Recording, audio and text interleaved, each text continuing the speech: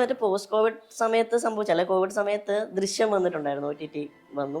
പക്ഷെ അത് subject wise ആണ് അതിനൊരു ദൃശ്യം 2 OTT-യിലേക്ക് നേരിട്ട് വന്നു. അന്ന് ശരിക്കും പുറത്തൊക്കെയുള്ള നമ്മുടെ ഫ്രണ്ട്സൊക്കെ ദൃശ്യം 2-ന്റെ ഇറങ്ങാൻ വേണ്ടി കാത്തിരുന്നവരുണ്ട്, മലയാളികളല്ലാത്തവര്. ദൃശ്യം 1 കണ്ടിട്ട് അതിന്റെ റീമേക്ക് കണ്ടിട്ട് അവർക്ക് ഒറിജിനൽ ഇഷ്ടപ്പെട്ടെ. ഒറിജിനലും കണ്ടിട്ടുണ്ട്, റീമേക്കും കണ്ടിട്ടുണ്ട്.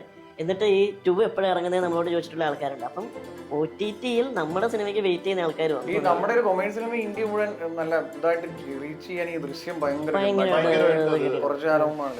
എല്ലാ ലാംഗ്വേജിലും റീമേക്ക് ചെയ്തു, അതെല്ലാം അവിടെ സൂപ്പർ ഹിറ്റ് ആവും. അപ്പൊ അവർക്കെല്ലാം അറിയാം ഇതിന്റെ റൂട്ട് പടം ഈ ഒറിജിനലി മലയാളമാണ്. അപ്പൊ അങ്ങനെ ആ ഇൻഡസ്ട്രി എല്ലാം ഇങ്ങോട്ട് ശ്രദ്ധിക്കാൻ